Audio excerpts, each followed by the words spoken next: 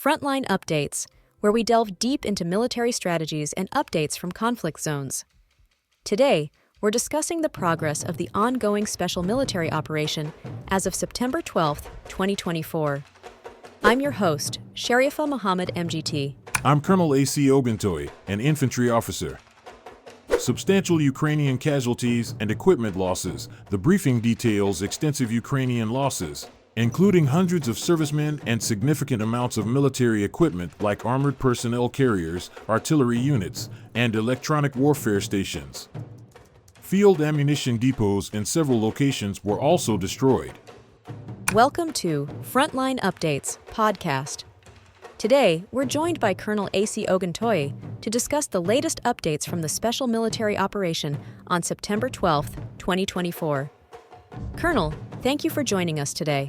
Thank you for having me. It's important to share the progress of our operations. Let's dive right in. Could you update us on the overall status of the operation as of today? The armed forces of the Russian Federation continue to conduct the special military operation vigorously. Today, we maintained our operations across various strategic directions, focusing on tactical superiority and weakening the enemy's operational capabilities. Speaking of specific directions, could you elaborate on the actions in the North Group of forces? In the north, specifically around Liptsov and Volchansk, our forces have effectively engaged the 22nd Mechanized Brigade, the 36th Marine Brigade, and the 113th Territorial Defense Brigade of Ukraine.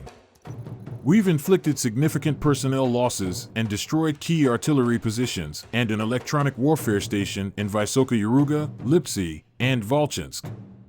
What about the developments with the West Group of forces? In the west, our troops have improved their tactical positions around Kupiansk, Novoigorovka, and Serebranskoye Forestry. They successfully countered 3 assaults from the 4th National Guard Brigade, resulting in substantial Ukrainian losses, including personnel, armored personnel carriers, and several artillery pieces. We've also neutralized electronic warfare capabilities and ammunition supplies there. How is the situation in the south and the eastern parts? In the south, our forces have penetrated deeper into enemy defenses around Konstantinovka, Grigorovka, and Chasov Yar, decisively defeating several Ukrainian brigades. In the east, we've secured better lines and positions in Oktyabr and Ubladar, repelling enemy counterattacks and causing considerable losses, including a notable destruction of their artillery assets. Can you comment on the air and missile strikes that have been conducted? Our operational tactical aviation, UAVs, and missile forces have been very active. Today, they targeted Ukrainian infrastructure that supports military operations, including airfields and energy facilities across 134 districts. This includes shooting down HIMARS rockets and numerous drones, significantly impairing the enemy's operational capabilities. To wrap up, could you give us an overview of the cumulative impact of these operations since their inception? Since the beginning of the operation, we've achieved substantial attrition against Ukrainian forces. This includes the destruction of over 31,000 UAVs, nearly 18,000 armored vehicles, and hundreds of artillery pieces, among other assets. Our consistent pressure has degraded the enemy's ability to sustain its military efforts significantly. It sounds like air power has played a big role. What's happening there? The last 24 hours have seen active depletion of air defense systems across almost the entire territory of Ukraine. Particular attention is being paid to the Poltava, Kyiv, and Khmelnytsky regions. The exact reason for such activity will become clear a little later, but there is a high probability that the Garants will soon fly off and strategists will follow them. Considering that it is becoming increasingly difficult to supply air defense missiles, by the way, the Kursk region, where the brilliant Syrskyi pulled out as much air defense as he could, played a significant role in this. There is a high probability that the next missile strike on Ukraine could be more effective with fewer missiles used. Russian military liberated 10 settlements in 2 days of offensive in Kursk region. Is the counterattack going according to plan? Also, over the past 24 hours, the group's units repelled 2 enemy counterattacks in the direction of the settlements of Fanasyevka and Snagist, and also thwarted an attempt at an attack in the direction of the settlement of Algovka. As a result, the Ukrainian armed forces lost up to 20 people killed and wounded, an armored combat vehicle and a car were destroyed. One Ukrainian serviceman surrendered. From your perspective, what's the broader strategic impact of these operations?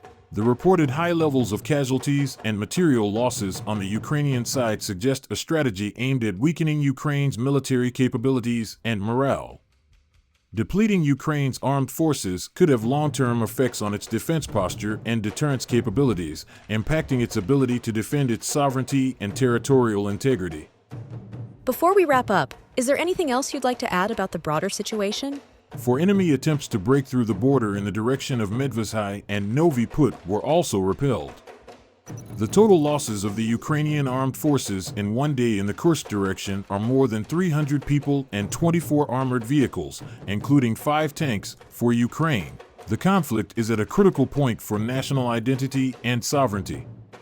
The war's outcome could significantly influence Ukraine's future political orientation, its relationship with Western allies, and its internal governance. Colonel, thank you for providing such a detailed briefing on the current military situation. Your insights are invaluable to our understanding of the conflict's dynamics. And thank you to our listeners for tuning in. Join us next time as we continue to provide up-to-date coverage on global military affairs.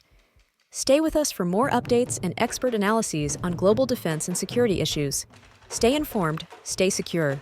It has been a pleasure to share these updates with your listeners.